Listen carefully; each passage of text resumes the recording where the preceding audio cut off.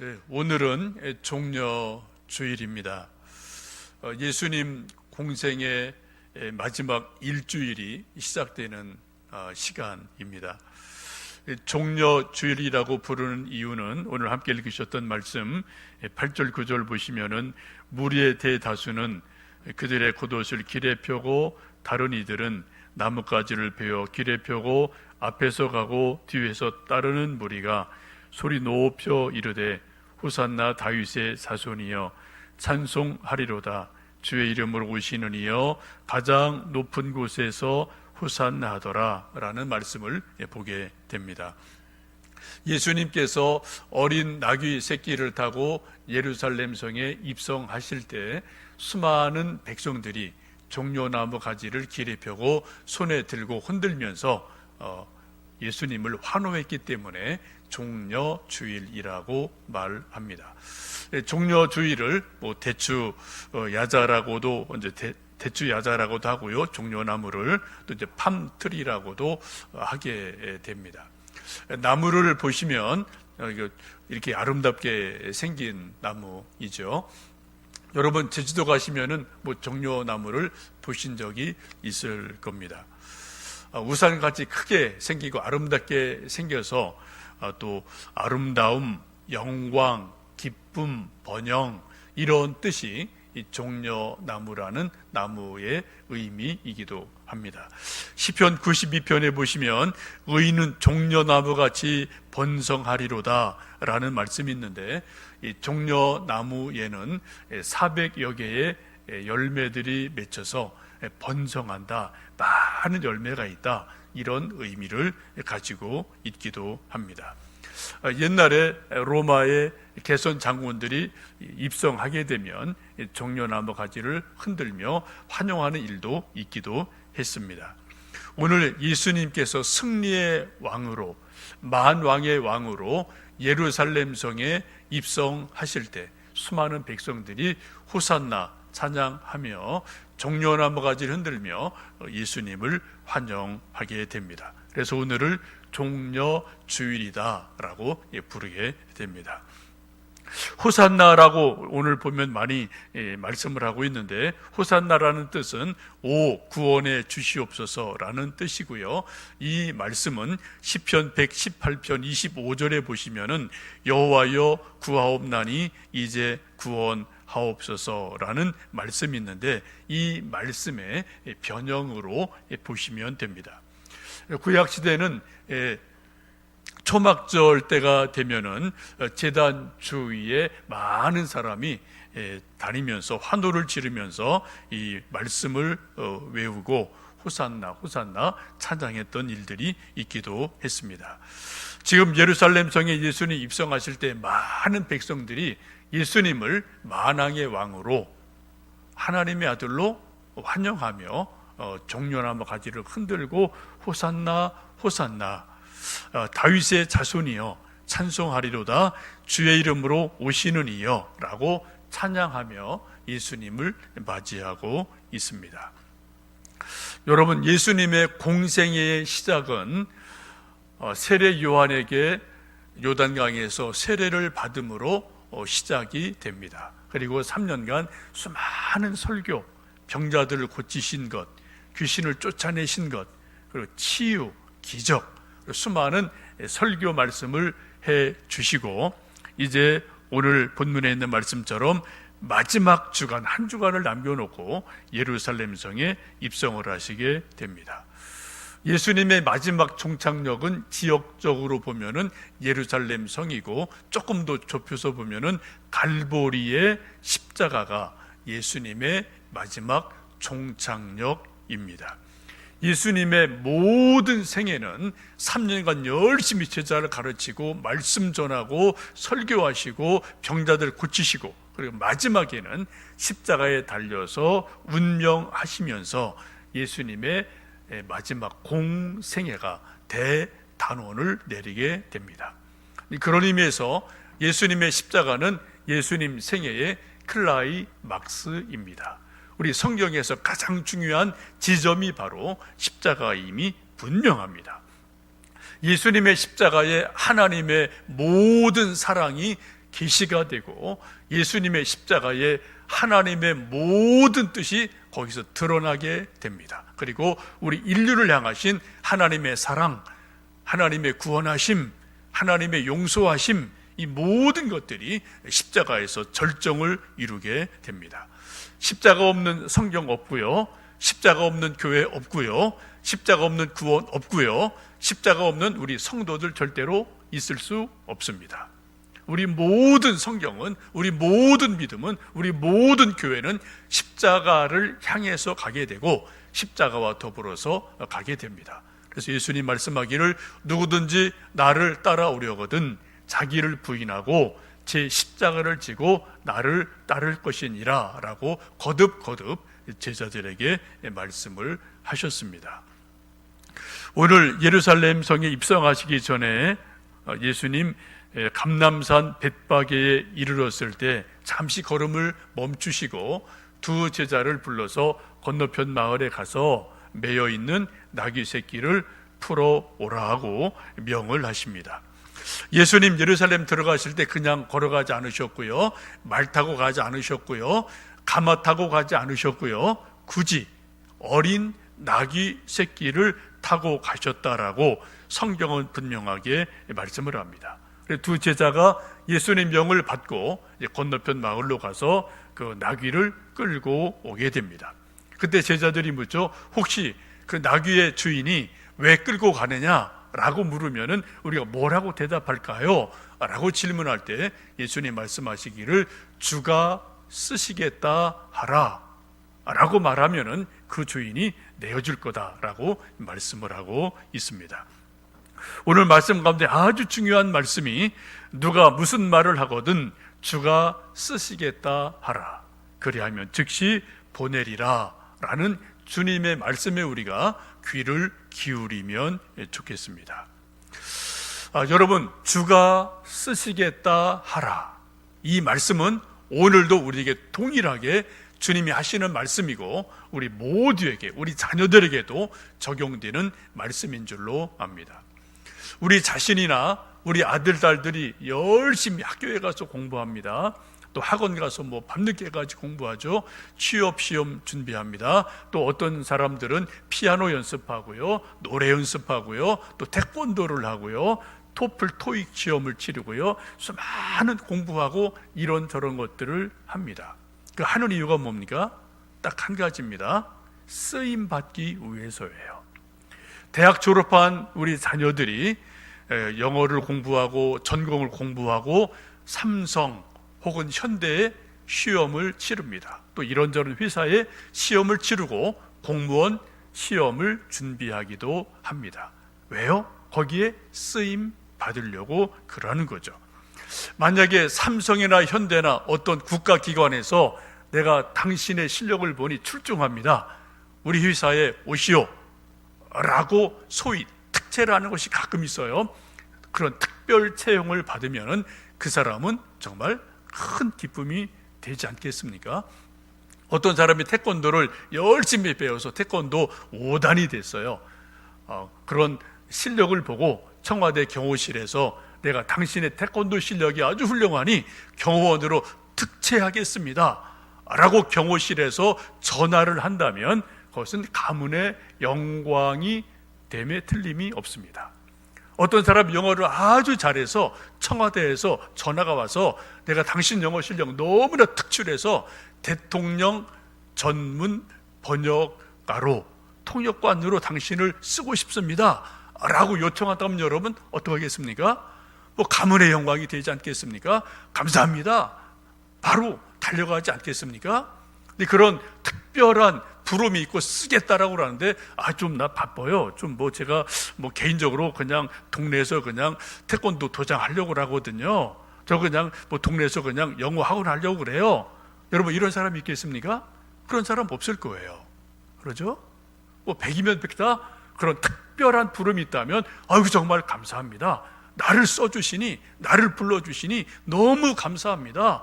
가문의 영광입니다 라고 말하며 그 부름에 당장 달려가지 않겠습니까?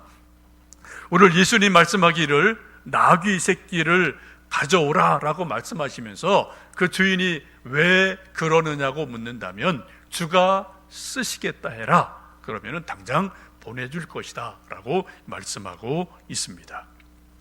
여러분, 이 말씀은 오늘 우리에게도, 우리 아들, 딸들에게도 동일하게 적용이 되는 줄로 믿습니다. 우리 주님은 가끔 저를 향해서, 여러분을 향해서, 우리 아들, 딸들을 향해서 내가 너를 쓰고 싶다, 주님이 쓰겠다라고 우리를 부르실 때가 있어요. 콜링하실 때가 있어요. 꼭 우리를 목사로만 부르는 것이 절대 아닙니다. 우리를 모두 구원의 자리로 부르시고, 두 번째 부르실 때는 우리를 하나님의 쓰임에 합당하도록 이런저런 직분을 주시고 이런저런 역할을 주시고 재능을 주셔서 우리를 부르시는 줄로 믿습니다. 여러분, 주님께서 이 시대 오늘날 우리를 목사로, 전도사로, 장로로, 권사로, 집사로, 혹은 교사로, 찬양대로, 혹은 이런저런 모양으로 주가 쓰시겠다라고 부르신 것을 여러분 기쁨으로 받아들이시고 아멘 하시는 여러분 되시기를 주님의 이름으로 축복합니다. 근데 주님이 우리를 쓰시겠다, 좀 주님의 일을 좀 해라 라고 우리에게 명하시고 부탁하실 때 많은 사람들이 갈등하거든요. 고민하거든요. 이거 할까 말까, 갈까 말까. 아멘하고 대답하기보다는 계산을 해요. 손익 계산을 한단 말이죠. 그리고 혹시 손해 나는 거 아니야? 이거 괜히 헛일 하는 거 아니야?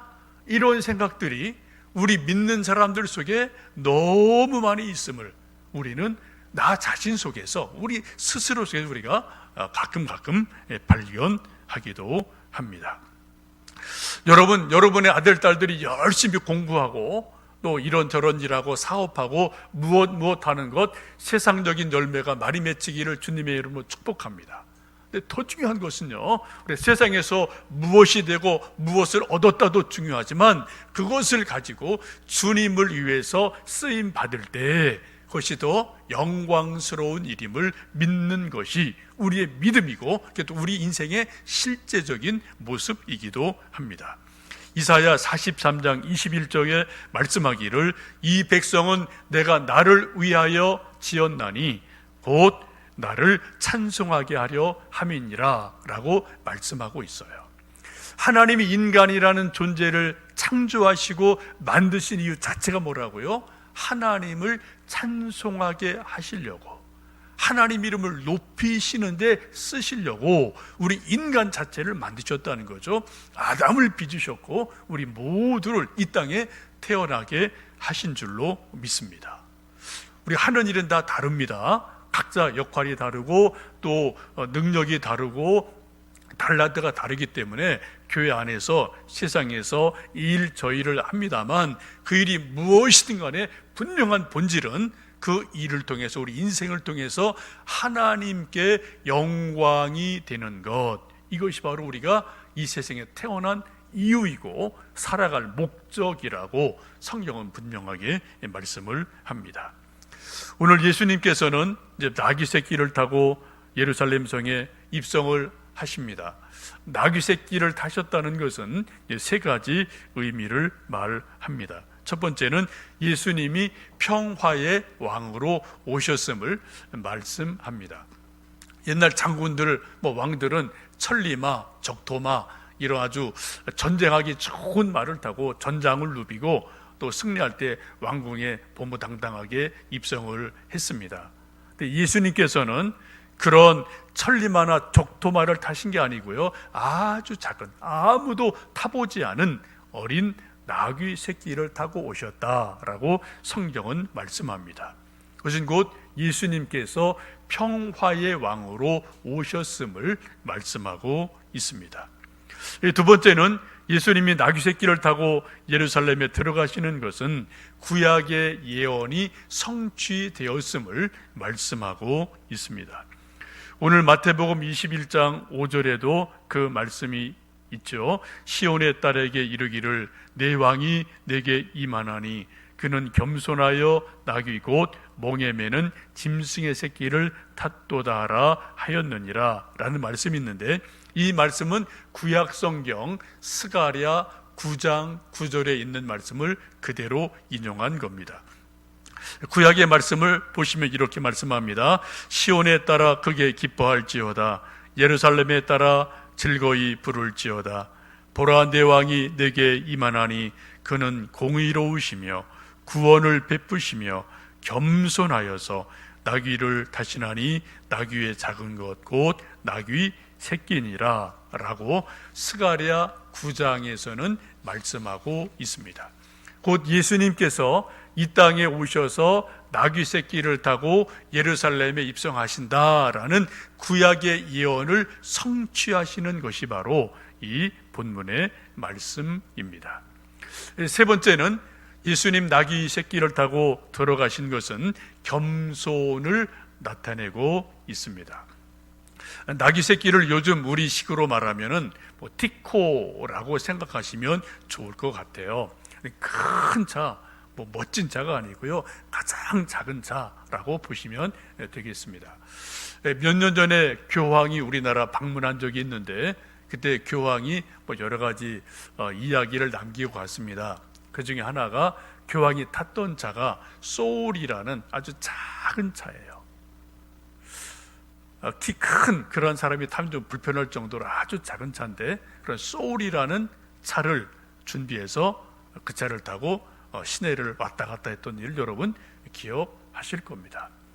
교황이면은 세계적인 대단한 사람인데 방탄 리무진 차, 큰 차를 타지 않고요, 아주 작은 차, 이 차를 타고 이곳저곳을 오고 간 일을 여러분 기억하실 겁니다. 왜요? 교황도 나름대로 그걸 통해서 메시지를 주는 거죠. 나는 겸손한 사람입니다. 나는 예수님의 종입니다. 자기를 낮추고 겸손함을 나타내기 위해서 일부러 그런 차를 탔고 많은 사람이 그 모습에 공감했던 것을 여러분 기억하실 겁니다. 예수님은 만왕의 왕이시기 때문에 로마 황제가 타는 말보다 더 좋은 말을 타고 예루살렘에 입성하셔도 누가 뭐라고 말할 사람이 없습니다. 천군 천사를 거느리시고 예수님께서 아주 화려하게 퍼레이드를 베풀면서 예루살렘에 입성하셔도 그 누구 하나 뭐라고 이야기할 사람이 없음에 틀림이 없습니다. 그런데 예수님께서는 그렇게 하지 않으셨고요, 오늘 말씀에 있는 것처럼 아무도 타보지 않은 작은 나귀 새끼를 타시고 그리고 예루살렘에 겸손하게 입성하셨습니다.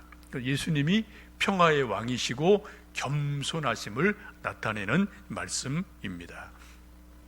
여러분 잘 아시는 마태복음 11장 28절 말씀 보시면 수고하고 무거운 짐진 자들아 다 내게로 오라. 내가 너희를 쉬게 하리라.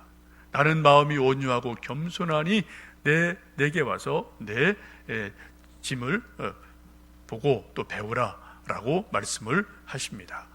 여러분 예수님께서 스스로 말씀하신 말씀이 뭐라고요? 나는 마음이 온유하고 겸손하다라고 말씀을 하셔요. 우리가 주일 예배 드릴 때마다 함께 드리는 교회 공동 기도문 7가지가 있습니다. 그 첫 번째가 여러분 뭔가요? 예수님의 마음을 본받는 성도가 되게 해주세요. 이게 우리가 기도하는 교회 공동 기도입니다. 나머지 두 번째, 세 번째 쭉인데 이것은 나름대로 중요하지만 사실 거기서 가장 중요한 것은 1번이에요. 예수님의 마음을 본받는 성도가 되면은 두 번째, 세 번째 건 사실 필요 없어요. 그 밑에 있는 것들은 1번이 되기 위해서 부분적으로 필요한 그러한 일들에 불과합니다. 여러분, 우리가 신앙의 성장이 있고 신앙이 성숙했다라는 것을 나타내는 많은 표현들이 있고 지표들이 있을 수가 있어요. 제자 훈련 받았다, 몇 년 믿음 생활했다, 직분이 뭐다 여러 가지 가능한 어떤 기준들이 있습니다. 근데 성경적으로 예수님 말씀하신 것을 보면 가장 좋은 믿음의 성장 성숙의 지표가 뭐라고요? 예수님처럼 되는 겁니다. 그 중에 뭐가요? 예수님의 마음을 본받는 거예요. 예수님의 마음은 무엇입니까? 온유한 마음입니다. 겸손한 마음입니다. 거만한 마음이 아니에요. 억센 마음이 아니에요. 강박한 마음이 아닙니다. 온유한 마음, 겸손한 마음, 인격, 성품, 이것이 바로 예수님 닮은 가장 좋은 모습이다 라고 예수님께서 말씀을 합니다.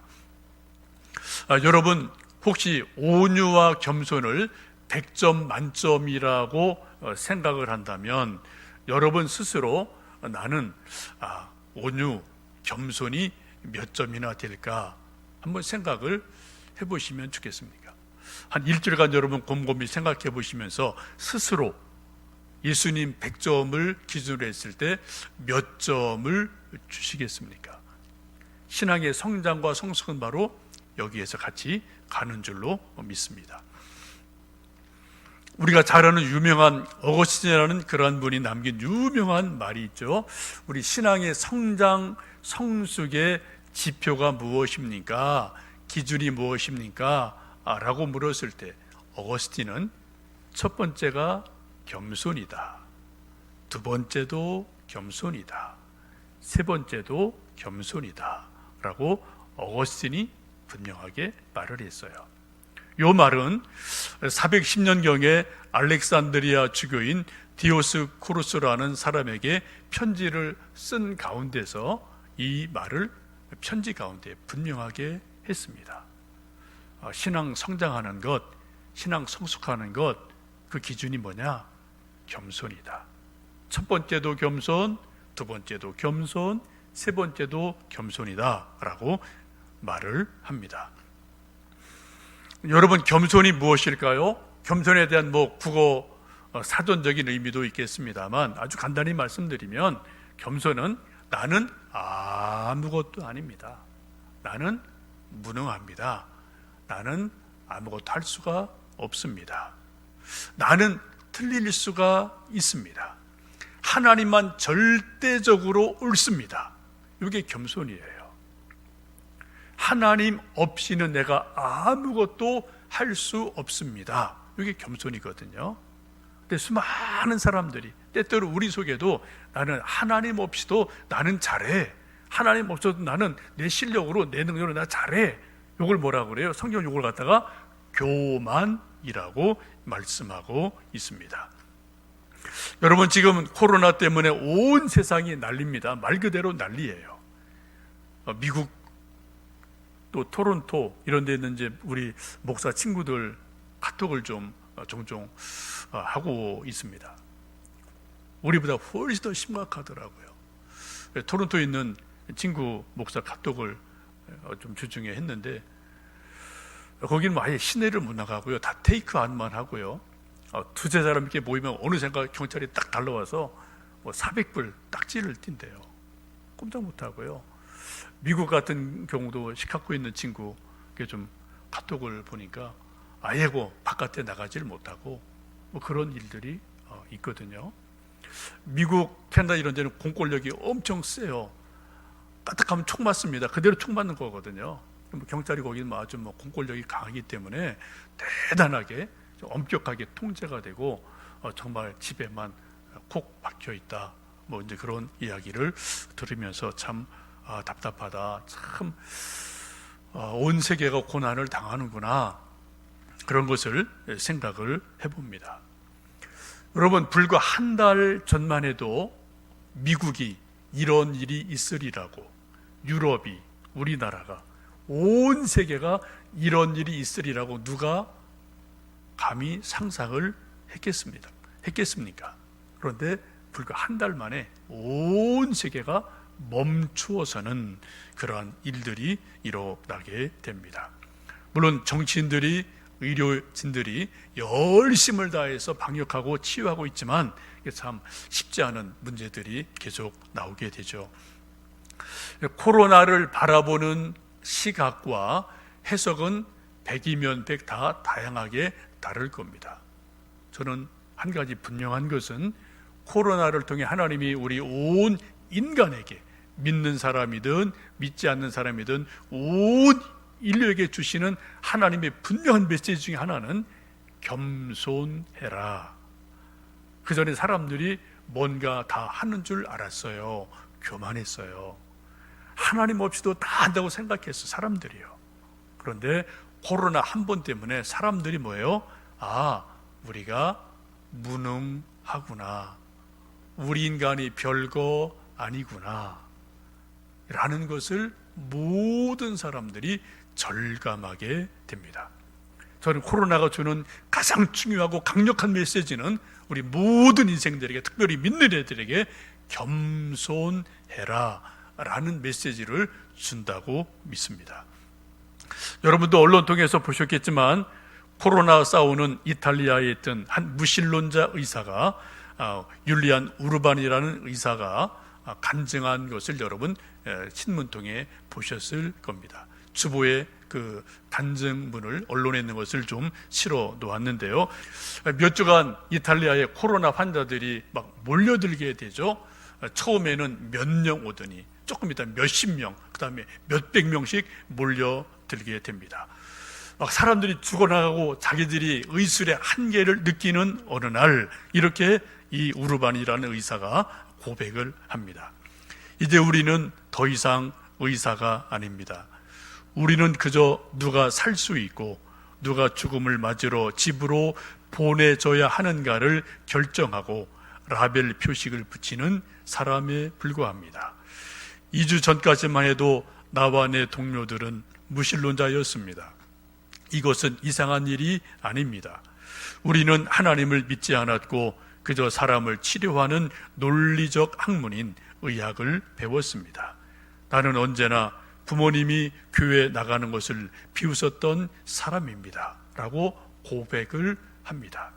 그뒤 병원에 75세 된 한 목사님이 감염이 돼서 오게 되고, 이 목사님이 이제 감염이 된 상태지만 병실을 다니면서 또 다른 환자들을 돌봐주고 기도해주고 성경 읽어주는 모습을 보고 이 의사들이 조금씩 감동을 받게 됩니다. 계속되어지는 업무 때문에 피곤하고 낙담하고 탈진의 상태에 이르렀을 때 그들이 이렇게 고백을 합니다.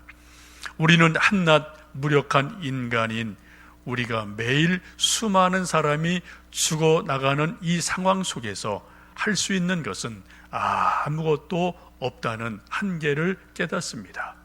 인간이 할 수 있는 일이 다 끝난 상황에서 우리는 비로소 하나님이 필요함을 깨닫습니다.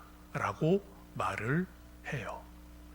의사지만 자기가 할 수 있는 일이 아무것도 없다 라는 것을 절감하는 그 절망의 순간에 비로소 무신론자였던 이 젊은 의사가 우리는 하나님이 필요합니다. 하나님 도와주십시오. 라고 동료들과 짧게 쉬는 시간에 하나님의 은혜를 구하는 그러한 믿음의 사람으로 바뀌어 가는 것을 고백하는 것을 봅니다. 그렇습니다. 나는 아무것도 할 수 없습니다. 라고 하나님 앞에 자기의 무력감을, 자기의 무능을 고백하는 그 마음, 이것이 바로 겸손이라고 성경은 말씀합니다. 지금 코로나 때문에 온 세계가 고통을 당하는데 수많은 해석이 있겠지만 저는 분명히 코로나가 주는 메시지는 온 인류에게, 우리들에게 하나님 앞에 겸손해라 라는 메시지인 줄 압니다. 예수님께서는 만왕의 왕이셨지만 나귀 새끼를 타시고 예루살렘에 입성하시고 마지막 일주일간 고난주간을 지내시고 그리고 이번 주일 금요일 날 십자가 달려 돌아가시게 됩니다. 여러분, 이제 이 일주일간 고난주간을 가정에서 지내시면서 우리 주보에 또 어제 보내드린 그러한 카톡에 고난주간 일주일간 읽으실 성경 말씀을 함께 보내드렸습니다. 함께 댁에서 그 말씀 읽으시고 또 함께 고난주간을 경건하게 보내며 겸손한 가운데 보내며 우리가 십자가를 붙들고 또 부활의 기쁨에 동참하시는 우리 모든 성도들 되시기를 주님의 이름으로 축복합니다.